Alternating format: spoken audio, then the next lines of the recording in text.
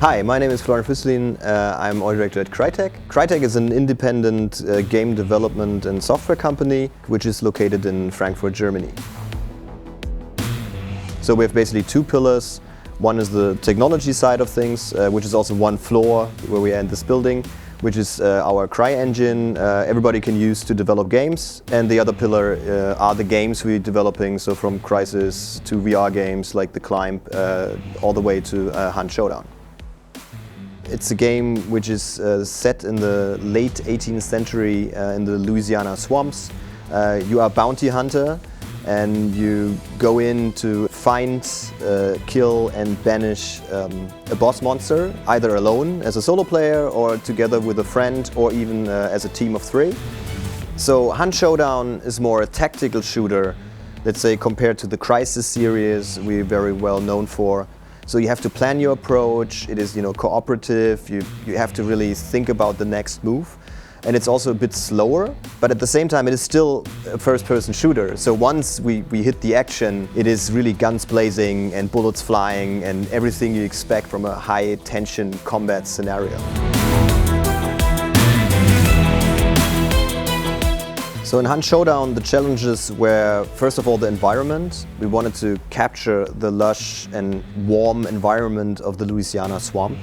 Then we have all the monsters populating this place. So they gruesome, turned abominations. So the whole monster sound design was a big element. And last but not least, we wanted to have the game, all sounds should emit from the game environment. So we have no fake audio at all. So everything you hear is really coming from the thing it does. So a creaking bridge, a monster, a gunshot, maybe a cage of dogs, crows flying off. This all is really happening. So someone must disturb them.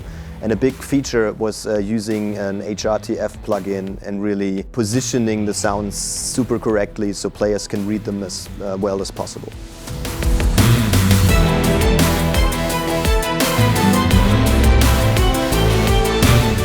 We do often start with a linear approach as we use our, let's say, linear experience to design the first drafts. But then a game audio needs usually a lot more variations to not be as repetitive. We have to cater for a lot more situations, as every sound could potentially be the one and only playing in that particular moment. So from that perspective, we need a lot more content and a lot more adjustments to make to cater for the real-time input of the player.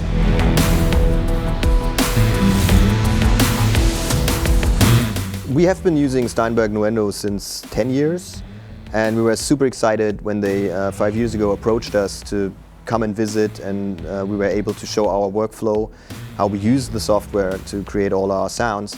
And starting from there, it has been a wonderful relationship because they understood immediately what our problems are, what we're actually looking for, and started to develop tools and making our pipeline much faster.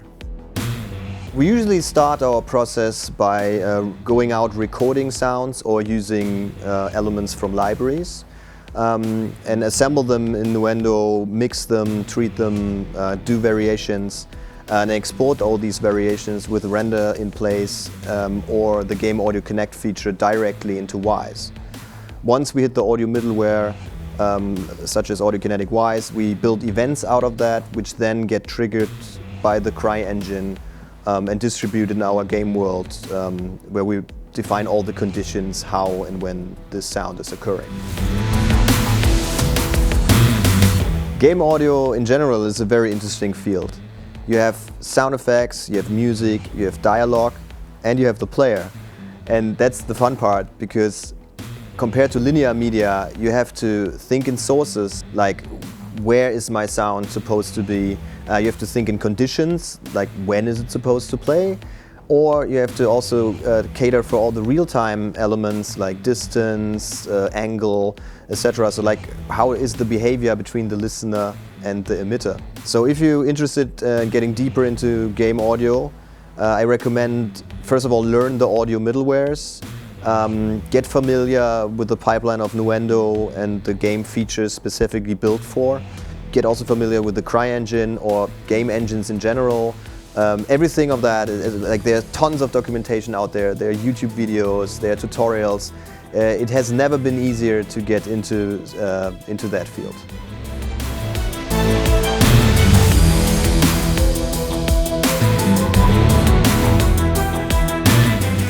The game industry is constantly changing, and so does audio, or making audio for it. For example, virtual reality has really helped to get awareness for audio, maybe as it never had before.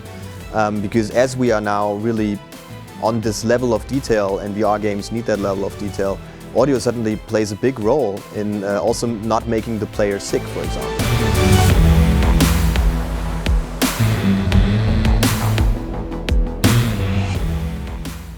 I prefer Nuendo because it offers a lot of things out of the box. The media bay is super helpful to organize my sound library. The plugins coming with it have a high standard from the start. And as we all work with the same tool, we can use the network capabilities. We can share sessions. We can save them on our repository with Perforce plugin. And last but not least, it helps us a lot on the production of our games, because with the render in place feature, it makes it so simple to export multiple variations. And also the Game Audio Connect is making the pipeline from the asset creation to in-game development fluently forward and backward. I never have to kind of swap the software. I can leave it all open. From CryEngine over Wise to Nuendo and the other way around, and I can always exchange, update and iterate on my sounds. And based on that, I think we've seen a leap in production quality, tool development, tool quality and pipeline improvements all over. And moving forward, especially Crytek is super interested in new technology at all times. So we're just looking forward to the future, and I think it's going to be a bright one.